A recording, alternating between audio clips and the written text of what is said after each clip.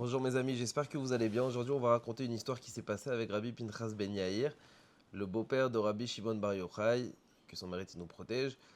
La Gemara va raconter qu'une fois Rabbi Pinchas Ben Yair, il va se promener dans un endroit pour aller faire une mitzvah de Pidyon Shvuim. C'est quoi Pidyon Shvuim? C'est aller libérer un otage, libérer quelqu'un qui est en prison.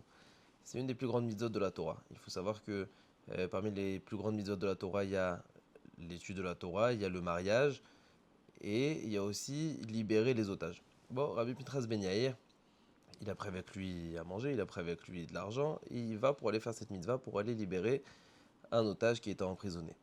Rabbi Pinchas Ben Yair, il fait sa route, et là il va arriver à un endroit où c'est qu'il y avait un fleuve, on l'appelle le fleuve de Guinaï. Rabbi Pinchas Ben Yair, sûrement qu'il n'avait pas la possibilité de passer le fleuve, donc Rabbi Pinchas Ben Yair, il va parler avec le fleuve, il va dire au fleuve, Guinaï, Guinaï, donc c'est le nom du fleuve, coupe-toi, comme ça je puisse passer faire ma mitzvah, je peux passer faire la mitzvah. Et donc au début, le fleuve, il va pas trop être d'accord. Finalement, Rabbi Pinchas Ben Yair, il va dire au fleuve, si tu te coupes pas, eh ben, je vais prier à Hachem pour qu'il t'assèche. Donc voilà, il n'y a pas beaucoup d'options. Finalement, le fleuve, il a eu peur du tzaddik, et il s'est coupé en deux. Rabbi Pinchas Ben Yair, il est passé pour aller faire sa mitzvah de Pidyon Jouim. Le fleuve derrière lui s'est refermé, et là, Rabbi Pinchas Ben Yair, il entend une voix derrière, Rabbi, Rabbi. Donc Rabbi Pinchas Ben Yair, il va se retourner, il va voir un juif. Ce juif aussi, il est en train de faire une mitzvah. Il faisait la mitzvah de faire les matzot pour Pessah, les préparations des matzot. Et donc Rabbi Pinchas Ben Yair, il va dire au juif qui était de l'autre côté de la rive, oui, qu'est-ce qu'il y a? Donc le juif, il va dire à Rabbi Pinchas Ben Yair, j'ai vu que tu as coupé le fleuve pour passer, moi aussi j'aimerais bien que tu coupes le fleuve, comme ça moi aussi je peux passer. Rabbi Pinchas Ben Yair, il va parler une deuxième fois au fleuve et il va lui dire, écoute, lui aussi il fait une mitzvah, coupe-toi, laisse-le passer. Le fleuve il va se couper une deuxième fois, le juif il va passer, et là le fleuve il se referme. Rabbi Pinchas Ben Yair il vient pour avancer, pour continuer sa route, et là il encore une fois, il entend Rabbi Rabbi, donc Rabbi Pinchas Ben Yair il va se retourner, et il va voir que de l'autre côté de la rive, cette fois-ci c'était un non-juif, qui voulait passer lui aussi le fleuve. Et alors Rabbi Pinchas Ben Yair il va dire au fleuve, écoute, coupe-toi une troisième fois, il faut se couper. Pourquoi? Parce que comme que tu t'es coupé pour moi, tu t'es coupé pour le juif, il ne faut pas faire des différences. Donc tu te coupes aussi pour le non-juif. Le fleuve, il va écouter, il va se couper en deux, le non-juif, il va passer. Et là, le fleuve, il va se refermer. C'est ce que la Gemara, elle ramène comme histoire sur Rabbi Pinchas Ben Yair, sa force, qu'il a eu la possibilité de faire le même miracle, en plus petit, mais c'est le même miracle, de couper la mer en deux. Ce que mon cher Rabbeinu l'a fait, qu'il a coupé la mer en deux, Rabbi Pinchas Ben Yair, il a fait trois fois, il a coupé le fleuve en deux. Le Yerushalmi, il va ramener un complément à cette histoire. Et il va ramener, il va dire que après l'histoire du non-juif qui est passé, que le fleuve s'est refermé, encore une fois, il y a un groupe de personnes, c'était les élèves de Rabbi Pinchas Ben Yair, que eux aussi ils vont appeler Rabbi Rabbi.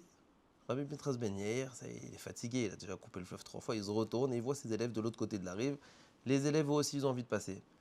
Alors, les élèves, ils vont dire à Rabbi Pinchas Ben Yair, Rabbi, si tu nous coupes le fleuve et on passe au milieu, est-ce qu'il va pas se retourner? Il n'y a pas de risque, il n'y a pas de risque qu'il va se refermer sur nous, comme il y a eu en Kratiam Souf, les Égyptiens se sont noyés, nous on ne veut pas se noyer.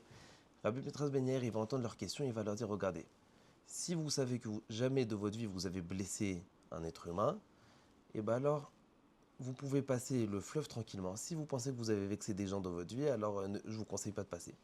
Et là, j'ai entendu une belle explication d'un Rav qui disait, pourquoi est-ce que Rabbi Pinchas Ben Yair, il a fait des conditions que à ceux qui voulaient passer à la fin, ses élèves?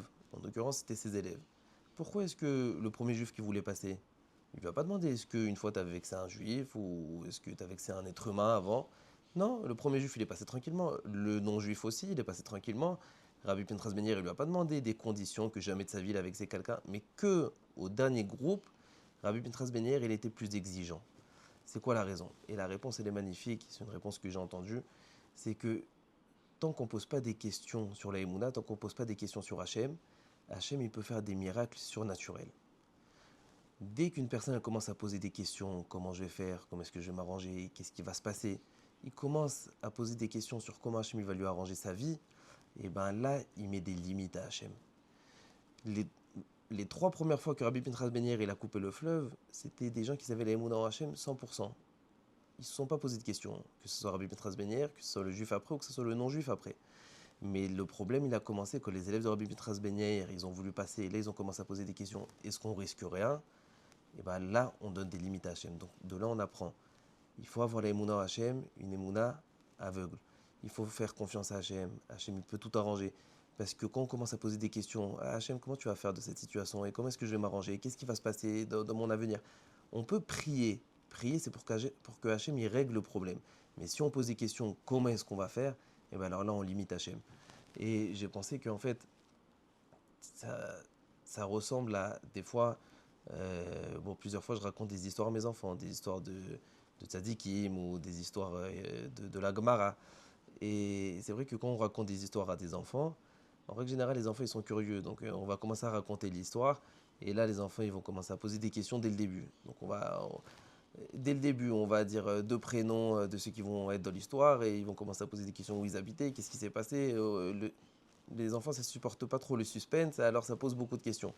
Quand on raconte une histoire, et il y a des questions qui sont posées pendant l'histoire, ça peut être des questions intéressantes, ça peut être des questions importantes, ça peut être des fois des choses qui sont légitimes à poser, mais finalement, la question, elle va empêcher l'orateur à raconter la globalité de l'histoire. Pourquoi? Parce que la question, elle fait qu'on va devoir se concentrer sur un point. Imaginons, je raconte une belle histoire, mais maintenant, dès le début, on va me poser une question. Donc maintenant, je vais plus pouvoir raconter la belle histoire. Je vais devoir me concentrer sur un point de l'histoire pour la détailler. Et imaginons que je continue encore l'histoire, et là encore une question. Donc encore une fois, je vais devoir m'attarder sur un détail de l'histoire. Peut-être que c'est un détail qui n'est pas très important. Finalement, il faut comprendre que notre vie, c'est Hachem qui écrit notre histoire. Et quand on pose des questions, on va empêcher Hachem d'écrire la belle histoire qu'il nous a prévue. Et on va s'arrêter sur une question. C'est possible qu'elle est importante ou pas, mais Hachem va devoir s'attarder sur ce point et pas développer le reste de l'histoire. Donc c'est la raison pourquoi il ne faut pas poser des questions durant notre vie à Hachem, parce qu'on va pousser Hachem à s'arrêter sur un détail, que c'est possible que c'est un détail qui n'est même pas important, au lieu de raconter la belle histoire. Ça ne veut pas dire qu'on n'a pas le droit de prier. Au contraire, il faut prier. Mais le problème, c'est qu'on ne prie pas. On ne demande pas. Quand on pose des questions, on remet en question l'histoire. Là, ça va gâcher la beauté de l'histoire. Faire confiance en Hachem, l'histoire, à chacun, Hachem il a créé une belle histoire. Pas s'attarder sur des points. Prier Hachem pour que l'histoire, elle, se passe bien. Hazakoubaou.